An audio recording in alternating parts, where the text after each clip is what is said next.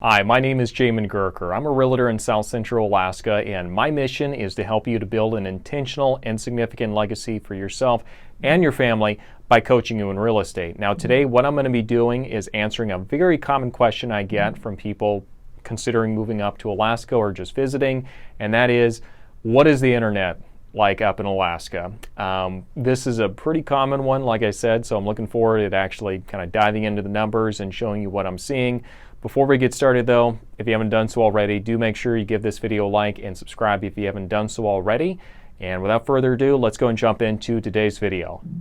Before we get started, I'm going to make sure that we put this little caveat on it, and that is everyone's internet use is going to be different. And so for that reason, it's going to be very subjective. You might only use it to check Facebook and scroll on some memes occasionally, like something, and that's about the end of it. If you're like myself and you need quick internet because you're uploading videos to YouTube and working with a lot of other content-oriented stuff, then you're going to need something a little bit faster. But really, I've noticed there's kind of this perception of Alaska just being this bodunk backwater place that has no internet, and we're all just out here living in cabins and igloos and all that crazy stuff. We've got internet, okay? And actually compared to other parts of the country, we've got better internet than some places. So, yeah, I'm just going to say that number one. If you're living in South Central Alaska, chances are you're going to be pretty close to some pretty good internet. For example, I went camping just a couple weeks ago, and I was out in the middle of the woods. We had a great view of the glacier, mountains, all that great stuff around us. And I was still getting dings at like 2 o'clock in the morning for real estate stuff with people trying to get into contact with me. So internet in South Central is going to be pretty good. I can listen to an entire podcast pretty much the entire way, driving all the way from Eagle River, Alaska, down to like Seward or up to Fairbanks. You might get a couple stretches here and there where the Wi-Fi is not very good, and for the most part, you're not going to have a problem with getting Wi-Fi. So that's first off. For the most part, as long as you're staying on the well-beaten path, you're not going to have a problem with Wi-Fi for most people. Now, let's go and jump into some more specifics here. And if you're really use the internet a lot, you're going to understand what these numbers mean a lot more than for those of us who are just using it for recreational scrolling on Facebook and stuff. Let's take a quick break from today's topic. One thing I wanted to emphasize with you real quick is that answering the question about internet is something I get from a lot of people as they're thinking about moving up here, and we do get a lot of questions to the point where we actually went and created a relocation guide for moving up here to Alaska. If you would like your copy of the free relocation guide, do make sure that you just register to my website. Link for that is going to be in the description section down below. And as you're registering, just put somewhere in the notes relocation guide, or hey, can I get a copy of the relocation guide? And we'll make sure that that gets sent out to you. If you need a little bit more detail, we have a video up above that kind of talks about that and breaks it down step by step for you. So let's go and jump back into today's video though. First off, let's start with the big numbers here.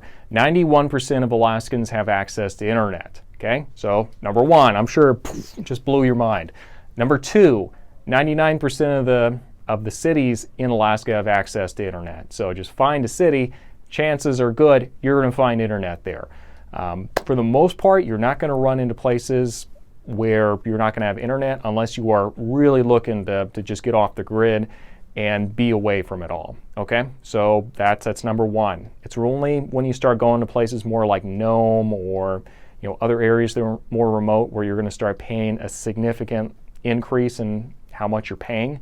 For example, if you're going to somewhere like Nome, you're going to pay somewhere like $150 for like 100 gigs of data. In comparison, you can pay $100 for about 600 gigs if you're in Anchorage. So that just gives you an idea for how much more you're going to be paying for internet if you're in a more remote location. So that's number one. Now, the main way the internet is measured is by its upload and download speed. If you are in the US, usually it's going to be anywhere from about 10 to 2,000 megabytes per second. Most people in the US though, and keep in mind that's a huge range, okay? So just where you are really does dictate how quickly you're going to be able to upload and download stuff.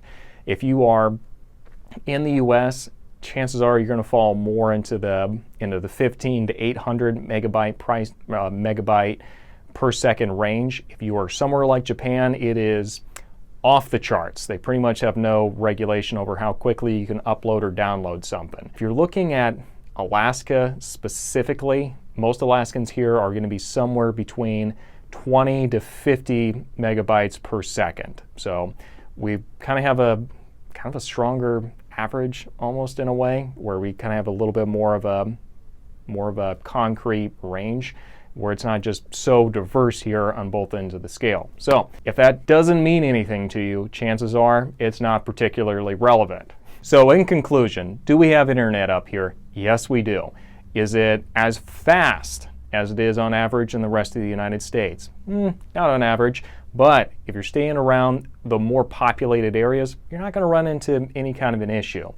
It's really when you start going into more remote locations, or you're going into an area where you're just right there in a mountain and you've got a lot of interference there, then you're going to start running into some issues, and you might have to just get a little bit more creative in how you make sure that your internet needs are being provided. But by and large, I really haven't had a problem with it.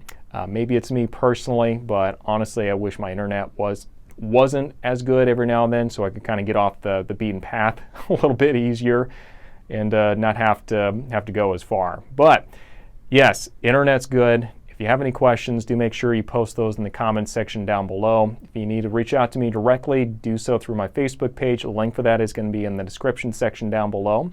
And I sure hope this was useful, and we'll see you next time.